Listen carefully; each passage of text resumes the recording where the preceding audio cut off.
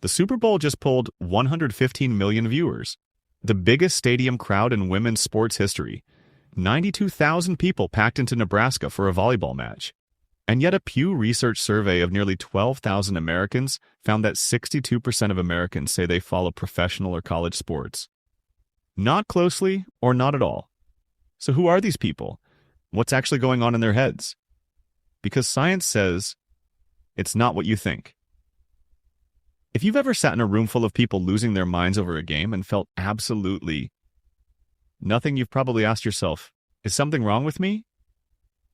Or maybe you're a sports fan, and you genuinely cannot understand how your partner, your sibling, or your best friend just doesn't care. Here's the good news. There's real, peer-reviewed psychology behind this. And by the end of this video, you'll understand 5 distinct psychological profiles of non-sports fans, backed by data from Duke University, the American Psychological Association, and Pew Research. And you'll never see this divide the same way again. Ask any diehard fan why they watch, they'll say the sport. Ask a psychologist, they'll say something different entirely. Daniel Wann, professor of psychology at Murray State University, has spent his entire career on sports spectators. His conclusion? Team identification is the extent to which a fan feels a psychological connection to a team, and the team's performances are viewed as self-relevant. Wann's research shows it works like how people identify with their nationality or even their gender. So fans aren't really watching a game. They're watching themselves, a version of themselves that wins or loses. For non-fans, this exchange was never made. They never tethered their identity to a team outcome. And research suggests that's not avoidance. It's a different identity structure entirely. Non-fans find self-relevance elsewhere. Their work, their art, their community, these are their team. The scoreboard just looks different. Duke University's Center for Cognitive Neuroscience ran a study on 293 people, comparing sports watching habits against personality traits, including extroversion, hormone levels, exercise, and autism scores. The stereotype? Sports fans are lazy, testosterone-fueled couch potatoes. The data said the opposite. Sports fans are more extroverted and physically active than non-fans. No difference in testosterone. No difference in attention disorders. And here's where it gets interesting for non-fans. Up to 50% of the population has introverted tendencies, per a systematic review published in the Journal of Personality Research. Introversion is literally the statistical norm. Non-fans aren't broken extroverts. Many are operating on a different stimulation system. Carl Jung originally defined introverts as directing energy inward toward internal factors rather than external social environments. A stadium full of 50,000 screaming strangers isn't everyone's idea of reward. That's not a flaw. That's a wiring difference with a century of research behind it. Here's what the APA's research on sports fans actually confirms. The real reason fans watch isn't the sport, it's belonging. Daniel Wann's data shows social connectedness is among the most frequently cited reasons people follow teams. Non-fans hear this and think, does that mean I'm lonely? A 2023 Pew Research Center survey, 11,945 U.S. adults, found that only 13% of fans say community is a major reason they follow sports. The majority follow for the sport itself or team loyalty. Meanwhile, research in Your Tango, citing Behavioral Sciences Journal, notes non-fans find a sense of belonging in other, less popularized parts of life. Their belonging isn't absent, it's just not broadcasting on ESPN. Anglia Ruskin University studied 7,209 UK adults and found sports attendance is linked to higher life satisfaction and lower loneliness. But, and this is critical, they were measuring social contact, not the sport itself. Non-fans who have strong social bonds through other channels show the same well-being benefits. The vehicle is different, the destination is the same.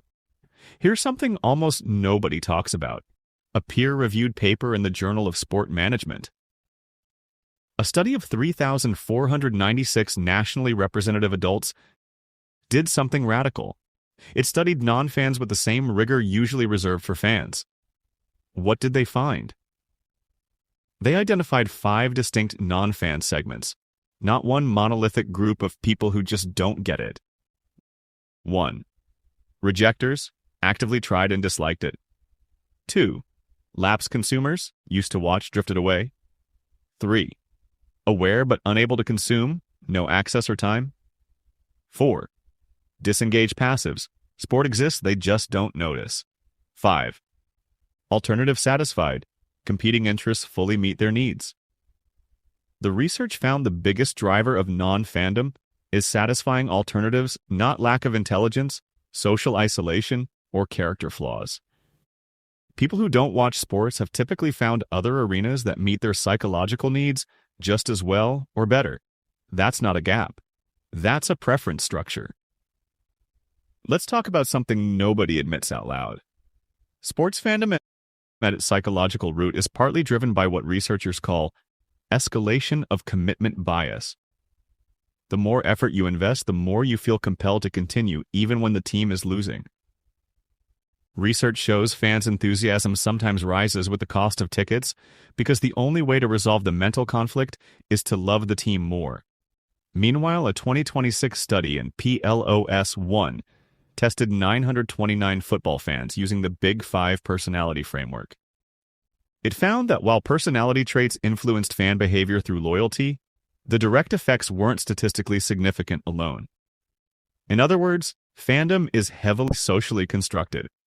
It's caught, not chosen, often beginning in childhood, escalating through social investment and the need to justify past commitment.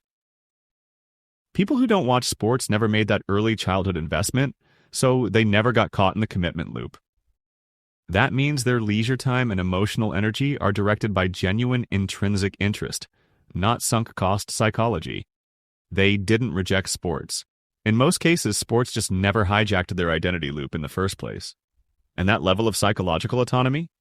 Science says that's actually a marker of self-directed well-being. So here's what the research actually says about people who don't watch sports. 62% of Americans don't closely follow sports. They're the majority, not the outlier. Pew Research, 11,945 adults, 2023. They're often wired toward introversion, a trait shared by up to half the population. That's not a deficit, that's a normal human variation. They find belonging, identity, and meaning just through different channels. The psychology is identical, only the stadium changes. Non-fandom isn't one personality type, it's 5 distinct segments, most of which involve satisfied alternatives, not social failure. And perhaps most powerfully, people who never got pulled into sports fandom may be operating with less sunk cost bias and more genuine autonomy over their attention. The next time someone looks at you like you're an alien for not knowing last night's score, you can tell them, "I read the study. I'm statistically normal, and apparently so are you." Now I want to know which of those 5 non-fan profiles hit closest to home for you. Drop it in the comments: rejector, lapsed fan, alternative satisfied. Let's build a map of who's actually watching this video. And if you know someone who gets weird looks for not caring about sports, send them this video, give them the research, let them feel seen. Subscribe if you want more psychology breakdowns backed by actual data. I'll see you in the next one.